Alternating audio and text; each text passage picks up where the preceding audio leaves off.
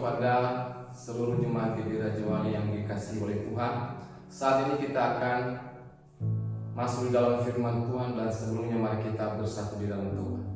Tuhan Yesus, terima kasih, kami sungguh bersyukur hari ini, hari yang sangat luar biasa, hari yang sangat istimewa, hari yang khusus bagi kami umat. Kami datang kepada Tuhan untuk merendahkan diri, berdoa, memuji dan memuliakan Engkau. Dan pada saat ini juga kami akan mendengarkan sebagian daripada firman Tuhan. Berfirmanlah kepada kami semuanya, dan kami minta Roh yang Kudus memimpin kami, agar firman yang kami dengar bisa kami mengerti dan bisa kami lakukan di dalam kehidupan kami masing-masing. Tuhan, mari Engkau berkati setiap umat yang mendengar. Tuhan, demikian juga hamba yang akan menyampaikan kebenaran firman. Tuhan, Kau berapi dari ujung kepala sampai dengan ujung kaki, sehingga semua apa yang kami sampaikan itu semua bersumber daripada Tuhan dan memuliakan Engkau. Terima kasih Bapa. Di dalam nama Tuhan kami Yesus Kristus, kami sudah berdoa dan mengucap syukur kepada Bapa di surga. Semua kita yang percaya sama-sama katakan amin. Sekali lagi saya ucapkan shalom kepada kita semuanya, jemaat GBI Raja Wali yang dikasihi oleh Tuhan. Firman Tuhan kepada kita pada pagi hari ini kita ambil di dalam Injil Matius pasal yang ke-26 ayat yang ke-30 sampai dengan ayat yang ke-35. Judul perikopnya, Petrus akan menyangkal Yesus. Ayat yang ke-30, sesudah menyanyikan nyanyian pujian, pergilah Yesus dan murid-muridnya ke Bukit Zaitun. Maka berkatalah Yesus kepada mereka, malam ini kamu semua akan tergoncang iman karena aku, sebab ada tertulis, aku akan membunuh gembala dan kawanan domba itu akan tercerai-berai. Akan tetapi sesudah aku bangkit, aku akan mendahului kamu ke Galilea. Petrus menjawabnya, biarpun mereka semua tergoncang imannya karena engkau, aku sekali-sekali tidak. Yesus berkata kepada-Aku, aku berkata kepadamu, sesungguhnya malam ini sebelum ayam berkokok, engkau telah menyangkal aku 3 kali. Kata Petrus kepadanya, sekalipun aku harus mati bersama-sama dengan engkau, aku takkan menyangkal engkau. Semua murid yang lain pun berkata demikian. Demikian pembacaan firman Tuhan. Bapak Ibu yang dikasihi oleh Tuhan, kisah Petrus dalam pengiringannya kepada Tuhan Yesus mengalami yang namanya kegagalan, mengalami yang namanya kegagalan rohani. Dan kisah ini menjadi pelajaran bagi setiap kita, agar kita tidak mengalami kegagalan di dalam pengiringan kita kepada Tuhan. Di mana kita tahu bahwa Petrus gagal di dalam pengiringannya kepada Tuhan, yaitu Petrus menyangkal Tuhan Yesus sebanyak 3 kali. Oleh karena itu tema firman Tuhan kepada kita pada pagi hari, saya akan memberikan tema jangan gagal. Kegagalan tidak terjadi begitu saja. Ada beberapa faktor, ada beberapa penyebab kenapa Petrus itu gagal mengikut Tuhan Yesus, sehingga dia menyangkal Tuhan Yesus sebanyak 3 kali. Faktor yang pertama yaitu karena kesombongan rohani. Artinya bahwa Petrus tidak memiliki sifat rendah hati. Kalau kita bisa lihat di ayatnya yang ke-31 tadi dikatakan, maka kata Yesus kepada mereka, malam ini kamu semua akan tergoncang imanmu. Ayat yang ke-33, Petrus menjawabnya, biarpun mereka semua tergoncang imannya karena engkau, aku sekali-sekali tidak. Pernyataan Petrus yang menunjukkan kesombongan rohani, yaitu di ayat yang ke-33 ini dikatakan bahwa biarpun mereka semua tergoncang imannya karena engkau, aku sekali-sekali tidak. Ini menandakan bahwa Petrus senantiasa mengandalkan kekuatannya.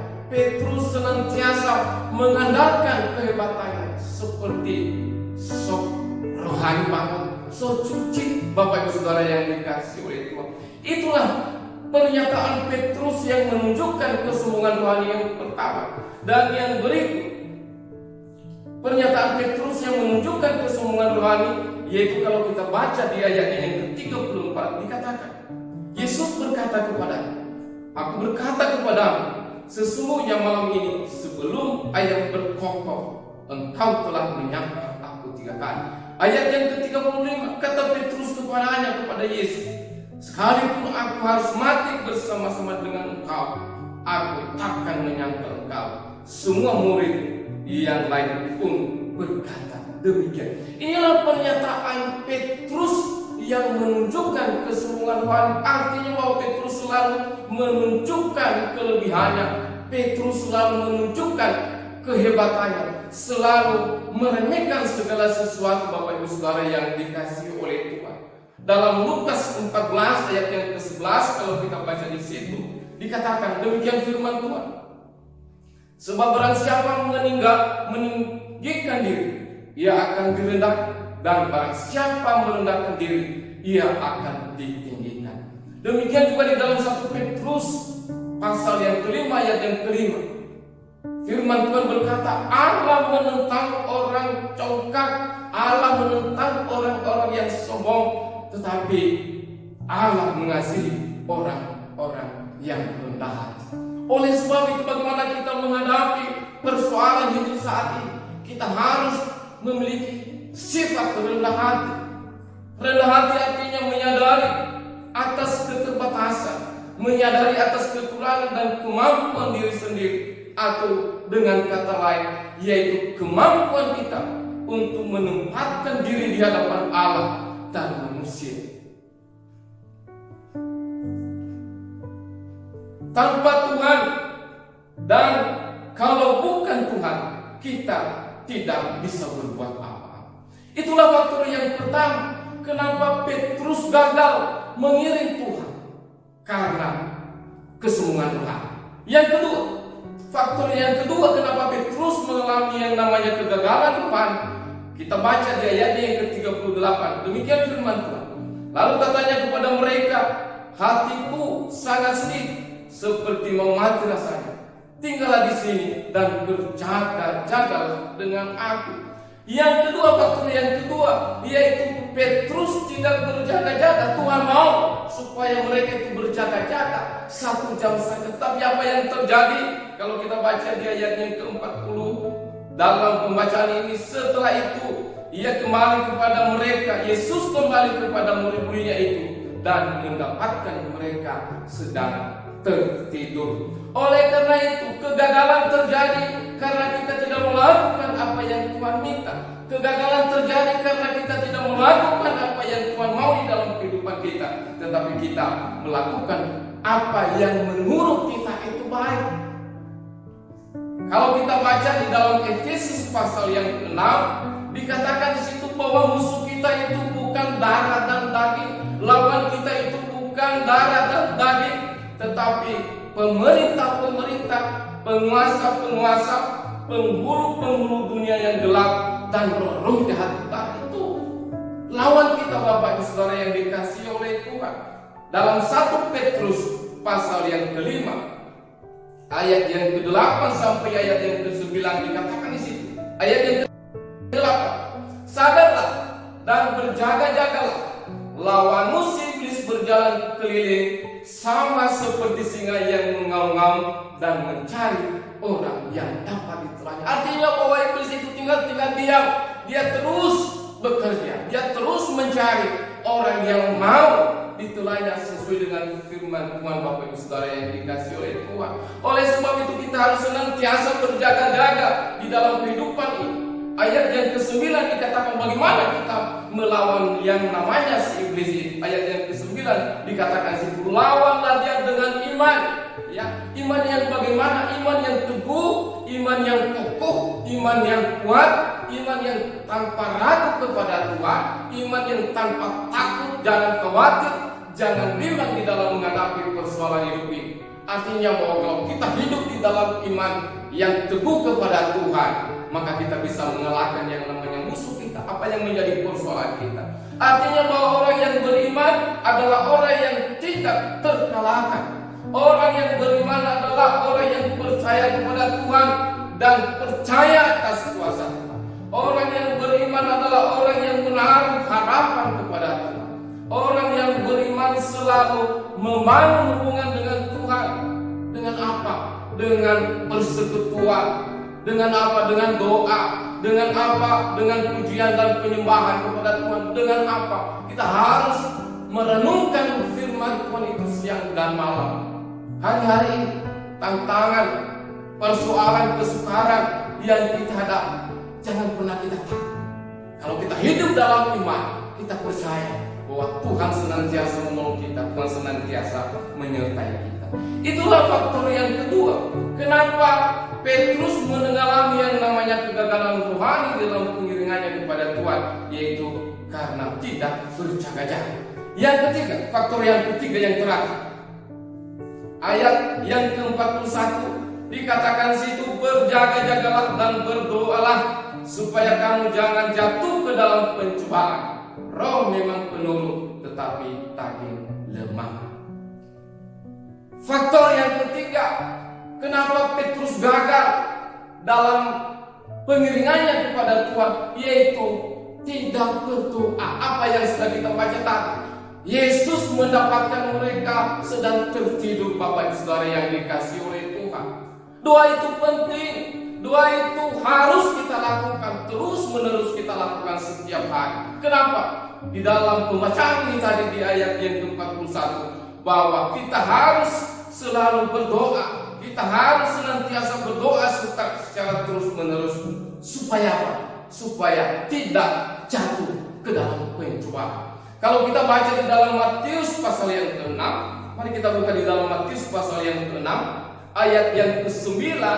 Di situ kita melihat bagaimana hal berdoa, atau sering dikatakan doa Tuhan Yesus yang telah diajarkan kepada murid-muridnya. Ayat yang ke-9 dikatakan begini, karena itu berdoalah demikian, Bapa kami yang di surga, dikuduskanlah namamu, datanglah kerajaan, jadilah kehendakmu di bumi seperti di surga. Berilah kami pada hari ini makanan kami yang secukupnya, dan ampunilah kami akan segala kesalahan kami, seperti kami juga mengampuni orang yang bersalah kepada kami. Ayat yang ke-13, demikian firman Tuhan, dan janganlah membawa kami ke dalam pencobaan, tetapi lepaskanlah kami daripada yang jahat. Sekali lagi Bapak Ibu Saudara yang dikasihi oleh Tuhan, doa itu sangat penting. Supaya apa? Supaya kita dijauhkan dari berbagai pencobaan. Supaya apa? Kita dilepaskan daripada si jahat. Bapak Ibu, mari kita renungkan firman Tuhan ini, supaya kerohanian kita, supaya pengiringan kita kepada Tuhan tidak sia-sia, supaya pengiringan kita kepada Tuhan tidak gagal seperti apa yang dialami oleh Petrus. Walaupun setelah itu Petrus dipulihkan secara total, Tuhan pakai dia secara heran dan luar biasa. Oleh sebab itu, untuk tidak gagal di dalam pengiringan kita kepada Tuhan, yang harus kita perhatikan, yang pertama, kita harus rendah hati di hadapan Tuhan. Yang kedua, kita harus selalu berjaga-jaga. Artinya kita harus senantiasa berdoa, kita harus senantiasa memuji menyembah Tuhan, kita harus membaca merenungkan firman Tuhan. Jangan kita meninggalkan persekutuan kita, jangan kita meninggalkan ibadah kita. Apapun kesukaran, apapun persoalan yang kita hadapi, kita harus percaya bahwa Allah kita adalah Allah yang sanggup melakukan segala perkara-perkara yang luar biasa bagi kita. Dan yang ketiga, supaya kita tidak gagal di dalam pengiringan kita kepada Tuhan, kita harus senantiasa berdoa dengan tidak henti-hentinya. Kita harus berdoa setiap saat, setiap waktu. Karena firman Tuhan berkata, doa orang yang benar bila dengan yakin didoakan, maka sangat besar kuasanya. Demikian firman Tuhan kepada kita pada pagi hari. Biarlah Tuhan senantiasa menolong kita, biarlah Tuhan senantiasa memberkati kita dalam kondisi situasi apapun yang kita hadapi sekarang ini. Kita harus percaya bahwa Yesus adalah penolong bagi kita. Yesus adalah pembela bagi kita. Sekali lagi, bahwa Tuhan ada bersama dengan kita. Mari kita bersatu di dalam doa. Bapa kami yang di surga, terima kasih pada pagi hari. Kami sudah merenungkan sebagian daripada firman. Kami diajarkan bagaimana Petrus yang gagal mengiring Engkau. Bagaimana Petrus pada detik-detik akhir dia itu menyangkal Engkau sebanyak 3 kali. Tuhan, ingatkan kami agar kami di dalam hidup, agar kami di dalam mengiring Engkau tidak memiliki hati yang mau meninggikan diri, hati yang sombong, dan supaya senantiasa kami merendahkan diri di hadapan Tuhan, supaya kami senantiasa berjaga-jaga di dalam kehidupan kami, supaya kami senantiasa berdoa membangun hubungan dengan Engkau ya Tuhan. Tuhan, terima kasih, Engkau baik, Engkau sungguh baik bagi kami. Tuhan, terima kasih firman, menceraikan firman di dalam hati kami. Hanya di dalam nama Tuhan kami Yesus Kristus kami sudah berdoa dan mengucap syukur kepada Bapa di surga. Kita yang percaya sama-sama katakan amin.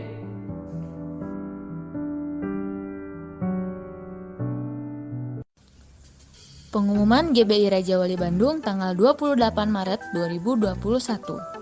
Gembala Jemaat dan pengurus GBI Raja Wali mengucapkan terima kasih kepada hamba Tuhan dan para pelayan yang sudah melayani, serta semua jemaat yang berpartisipasi dalam ibadah ini.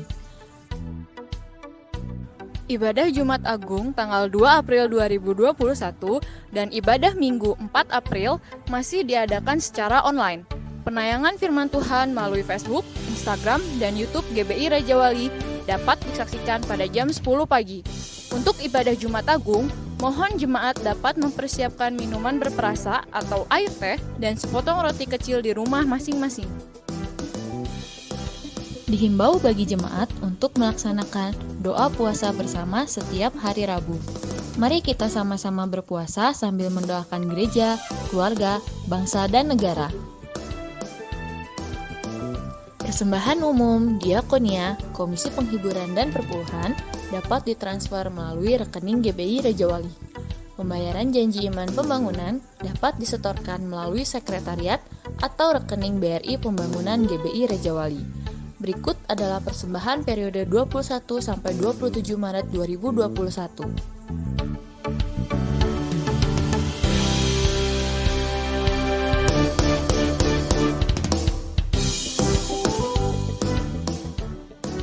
Pada hari Sabtu, tanggal 3 April 2021, akan diadakan ibadah Komsel Zoom Youth Raja Wali. Pada pukul 19.00, diharapkan kehadiran semua Youth Raja Wali. Jemaat yang berulang tahun periode 22 sampai 28 Maret 2021 adalah Ibu Rohyati Harefa, Saudara Charles Arnesus Matulesi, Saudara Rafael David Cornelius Tavenae, Ibu Fuji Lestari atau Mama Lovit. Kami ucapkan selamat ulang tahun. Mari kita sama-sama terus berdoa agar Tuhan memulihkan Indonesia. Dan kami pun menghimbau Jemaat GBI Raja Wali untuk terus menerapkan pola hidup sehat dan protokol kesehatan, yaitu memakai masker, mencuci tangan, dan menjaga jarak. Tuhan Yesus memberkati. Berikanlah tanganku Roh Kudus setiap hari. Ku tak dapat jalan sendiri tanpa Roh-Mu.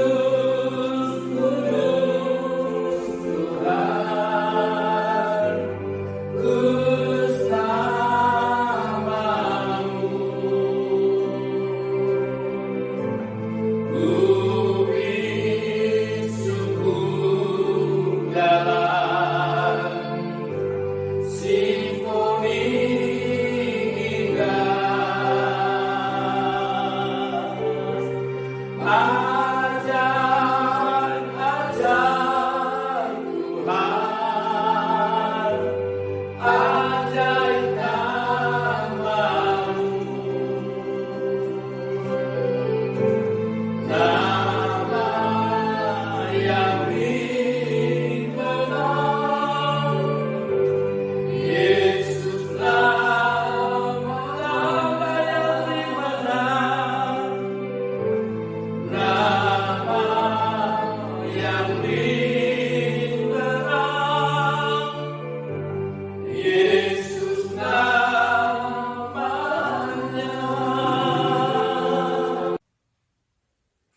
Jemaat GBI Raja Wali yang dikasihi Tuhan, saat ini kita akan menyelesaikan ibadah kita dan mari kita bersatu di dalam doa.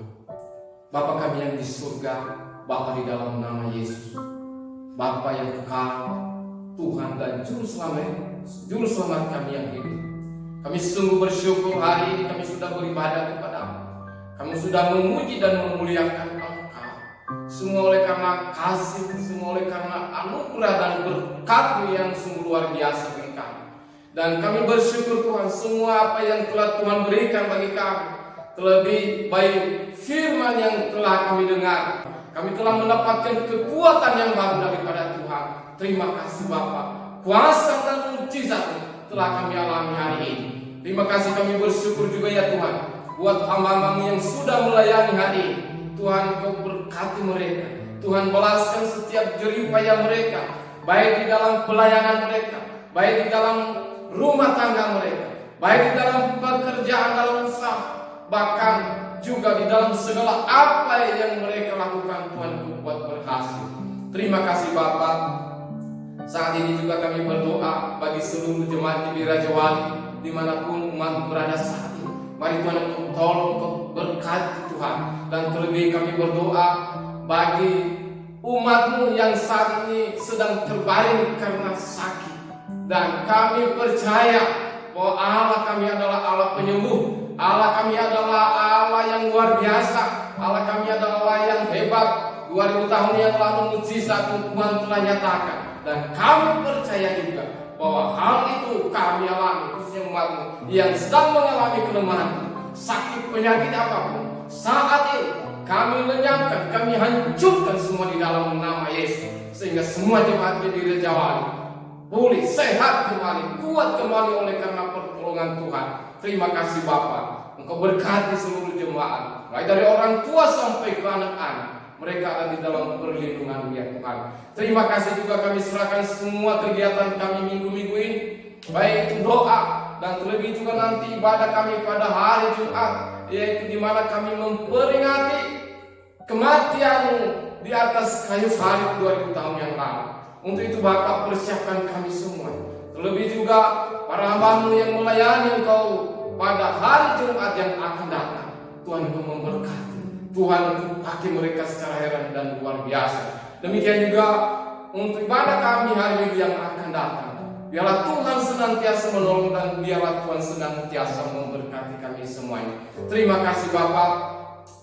Kami serahkan ke dalam tangan seluruh jemaat GBI Raja Wali. Berkati mereka, baik di dalam usaha, baik di dalam pekerjaan, baik di dalam kesehatan, baik di dalam keluarga. Tuhan yang memberkati dan berkat-Mu melimpah agar semua jemaat GBI Raja Wali sungguh bersuka cita karena Tuhan. Terima kasih ya Bapak. Kami juga berdoa ya Tuhan untuk bangsa dan negara kami. Terlebih Tuhan, kami mohon supaya tangan kanan-Mu yang penuh kuasa untuk melawat bangsa ini, untuk memulihkan bangsa ini terhadap setiap masalah, setiap persoalan yang dihadapi, baik di dalam menghadapi pandemi yang namanya virus corona ini. Kami percaya bahwa ada Tuhan yang luar biasa.